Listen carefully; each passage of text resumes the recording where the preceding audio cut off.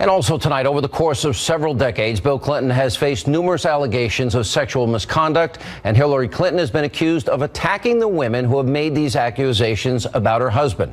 In 1978, Juanita Broaddrick claimed that she was raped in a hotel room by the future president. In 1993, while serving as a volunteer at the White House, Kathleen Willey accused Bill Clinton of groping and fondling and grabbing and touching and kissing her against her will. And in 1994, Paula Jones sued Bill Clinton for allegedly exposing himself to her, resulting in an $850,000 settlement. And earlier, I spoke with Juanita Broaddrick, Paula Jones, and Kathleen Willey. Take a look.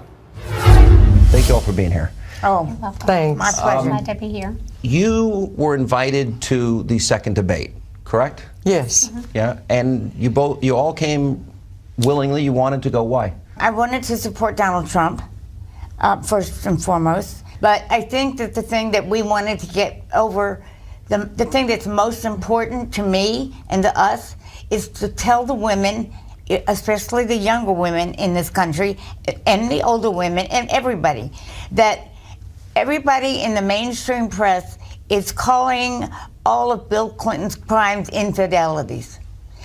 Rape, sexual assault, and sexual harassments are not infidelities. They are crimes and they are misdemeanors. His wife is covering for him. No champion of women attacks the victims of sexual assaults and rapes. Paula? The same thing. I just want to remind the young people that doesn't know our stories and maybe have seen us for the first time, and I wanted them to see that we were there and why we were there, and that hopefully that would have made a statement. Juanita? Yeah, I think it's really important for the millennials to know, those that weren't born when I came forward after Bill Clinton raped me, and those that were too young to understand what we went through, especially the time that it was back in the 70s.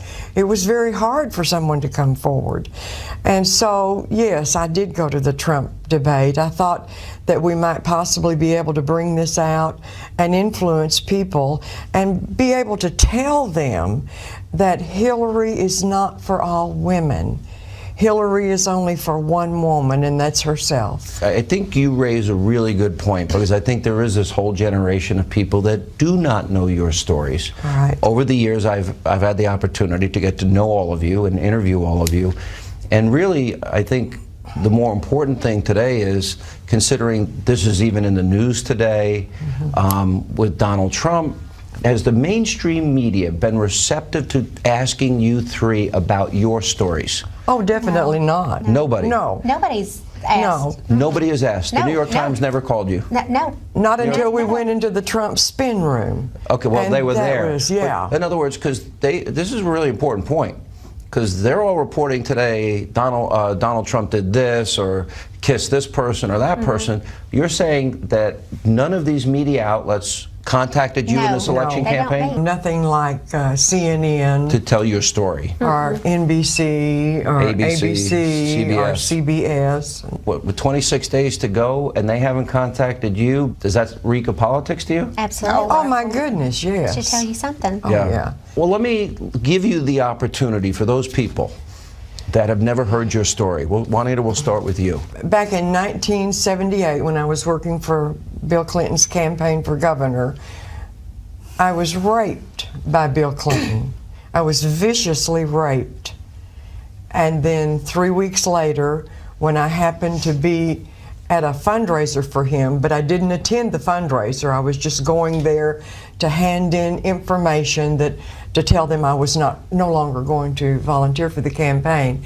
Hillary personally threatened me. Let me go back to the assault. You're saying you were a nurse at the time, correct? Yes. And you wanted him to be governor Yes. at the time. You were working yes. for his campaign. Right. So he invited you for coffee. Yes, it was a long story. After he made a campaign tour around to my nursing home, I was trying to explain to him, Sean, about what the nursing homes were going through. The reimbursement method was horrible.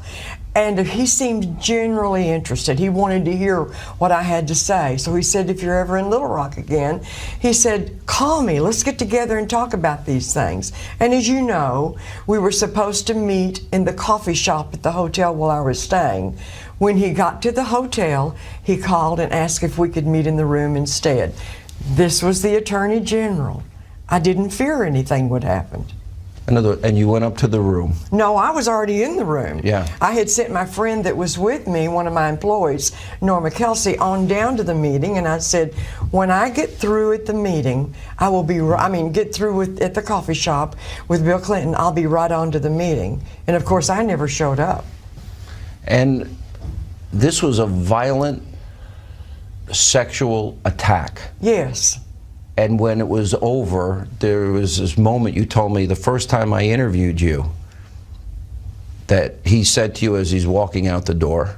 He says, you better get some ice on that, referring to my lip, which was bleeding, and at least by that time, was 4 times the size that it should be. I was frightened he was going to bite my lip off. And you immediately told your friend what had happened. Yeah, she came to the room when I didn't show up for the meeting. Yeah. And she just came out here approximately 2 to 3 weeks ago. She's been frightened to come out and told to the Breitbart people the condition that she found me in. And it's just, when I reread what she told from back then, it was painful to even hear it from her again. How she found me. I knew how I was, but it was hard. You told her, did you tell other people at the time too? Yes, about 4 to 5 others. And they've all corroborated your story that you Yes. told them at the time. Yes. But he was the Attorney General. You were afraid to speak publicly or report it. Oh, he could close the doors of my business.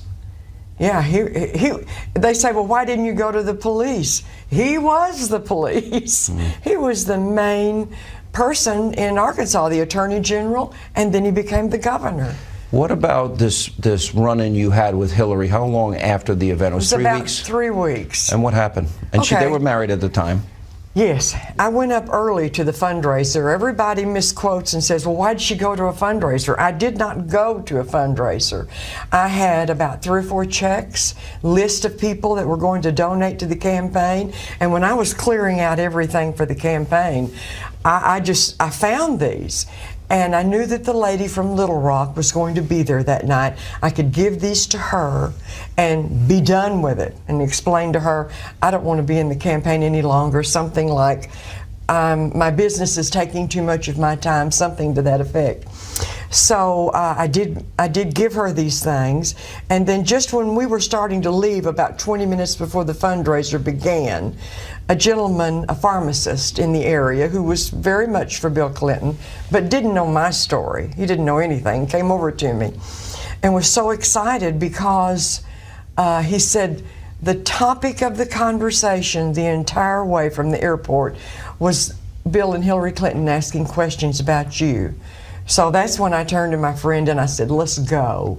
But as he steps away, here comes Hillary, straight to me. Beeline to you. Beeline. She comes straight to me and says to me, big smile, very pleasant voice, says to me, I'm Hillary Clinton. It's so nice to meet you. I just want to thank you for everything that you do for Bill's campaign. And I was just going to turn and leave. I nodded, was going to leave. And then I feel somebody grabbing my arm, and I thought it was somebody behind me. And it was her, and she pulls me back close to her. And she pulls me into her. Forcefully, in a way, pulled you. Yeah, oh yeah. With one hand of hers, she's got my hand. With the other hand, she's got my arm. And she pulls me in close to her. And of course, that very sweet voice fades to a very angry voice, a very low voice. And she pulls me close to her. And she says, do you understand everything you do? And that just scared me to death. And you took that to mean she knew. I've always thought that. People come back to me and say, well, how do you know that's what she meant? You would have had to have been there. You would have to have been standing where I was. And that woman looking straight in my eyes, very angrily saying that to me. I felt like at that moment she knew everything and was saying, you better keep quiet. there's just nothing that can change my mind. Wow. You don't recover from something like this. No. It's been hard. I've had a good life. You know, I have a good family. I have a wonderful church. I have wonderful friends. But this just stays there in the back of your mind.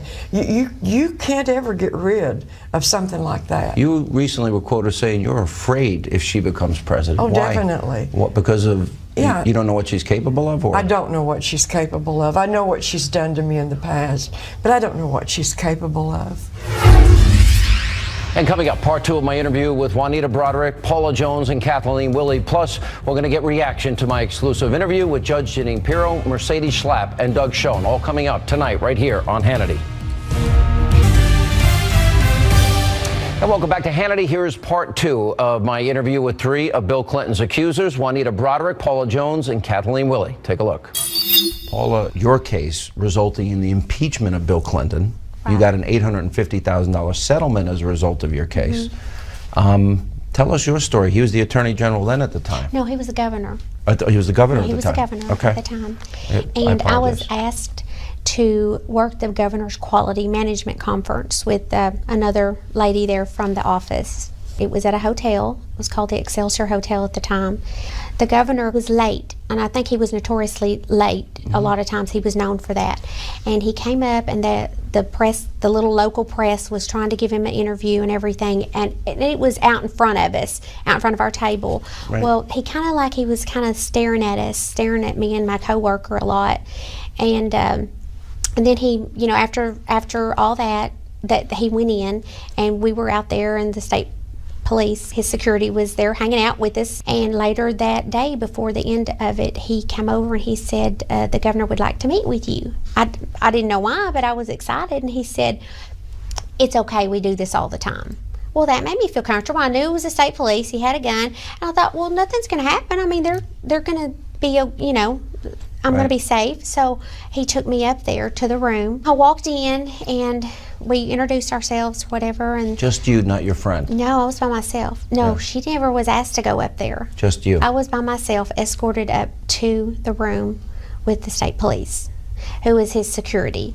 We did some small talk, and then he started kind of getting a little comfortable and trying to, he said that he loved the way my hair flowed down my back of my clothes, and he liked my curves, and then I'm like, that at that point, that was, I didn't know what to do. I mean, this is a governor telling you this stuff. Where was the security guard at this point? He was still outside. It was just me and him in the room. And I went on over to try to, I'm thinking, how can I do to distract him? How can I do to distract this situation?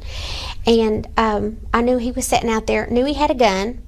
And so at this point in time, I'm getting a little nervous. So I walked over to the window, and I was looking out at the river. And I said, oh my, this is a beautiful view from up here at, up here at the river.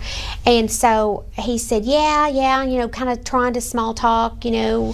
And then he leaned up and he pulled me up towards him, and he was going to try to kiss on me. And so then I tried to distract him again. And I thought, what am I doing? My mind is racing so fast that I don't realize what was even going on. You know what I'm saying? It's like, this is not happening. And I said, well, I may need to be going or something. And next thing you know, he pulled down he sat down, pulled down his pants, his whole everything, and he was exposed. And I said, I'm not that kind of girl, and I need to be getting back to my desk. And did you walk out then? I was trying to, and then when he got his pants up and everything, I was trying to walk over. He rushed over and he grabbed the door facing to where I couldn't get out, and he said, "You're a smart girl. Let's keep this between ourselves." And of course, I didn't have any intentions of really telling anybody. I was scared at that point. I walked out, and the trooper was sitting there with a smirk on his face. It's pretty amazing now when you go back in retrospect. And people, I think, are hearing this a lot for the first time. And Kathleen, this was the worst day of your life. You had, like all of you, you were supporting Clinton. At this point now, he's in the White House. He's the President of the United States. You were going through a troubled time, and your husband has some financial issues, and you want a job. And he knew you well enough that he gave you an appointment in the Oval Office with him, correct? Right, we were friends. Right. we had started Virginians for Clinton. We gave him office space in our law suite. We raised an awful lot of money for him. And I helped arrange organize the inaugural. I mean, we were all in for the Clintons. And it was the Monday after Thanksgiving. My husband had gotten himself into a lot of trouble, and financially, and he could have been disbarred, and it could have led to some serious, legal problems. And I just told my family that I was going to go to the White House the following Monday, the Monday after Thanksgiving, and ask to see the president and ask for a job. By the time I got in to see him, Bill Clinton, I was in a real state, and I was crying. And I sat down in the Oval Office with him at his desk, and he said, I know you're upset. Would you like to, I have a little private kitchen in the back. Would you like some coffee? And I said, yes. I mean, I didn't, like you, I didn't see anything wrong with that at all. And so we went back there, and he fixed me coffee, and he said, let's go in here to my little private study where we can have more privacy. Well, where do you get more privacy than the Oval Office when you think about it? But anyway, he went in, and he sat down on the sofa or chair or anything, and I never sat down. I leaned up against the door jamb, and I proceeded to tell him what was going on, and that I said, I can't volunteer anymore. I need a job. And I knew I had a very short window, so I'm fitting it all in as quickly as I can. And I kept saying, I know you're busy. I know you have another meeting waiting for you. Thank you for seeing me. I'd better go. And I headed back out the hall to go back to the door that led into the Oval Office. And he took my coffee cup from me and put it on a desk or a table, and the next thing I knew, he had me backed into a corner, and hands all over me, trying to kiss me, whispering in my ear, and I was like, what do you do? I mean, what do you do? And my mind was racing, and I thought, should I slap him, or should I kick him, or knee him, or what do I do? Scream? Is the Secret Service going to come in and descend upon me with guns? I mean, you don't know. How long did this go on for? God, it seemed like it was forever, but maybe, God, 4 or 5 minutes, maybe. And so he's groping, grabbing, touching, fondling, right. And he's kissing. a big man, and I'm not big, and I'm little. And I'm trying to get out, and I'm trying to do it with some dignity, because it's still the president, and I'm still thinking, what is he doing? He's still the president, and I'm stuck here, and what do I do? What do you do? How did you get out? There was that one slight moment of distraction, and I got out of there.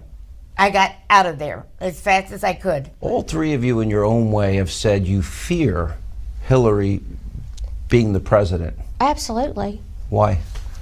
Why wouldn't we? I mean, there's been so many things happen to so many people that are connected to the Clintons, and we are... You feel for your life. Absolutely, I feel that way if she becomes the president, Juanita? because Oh, yes, I definitely she's going to do. rule the world.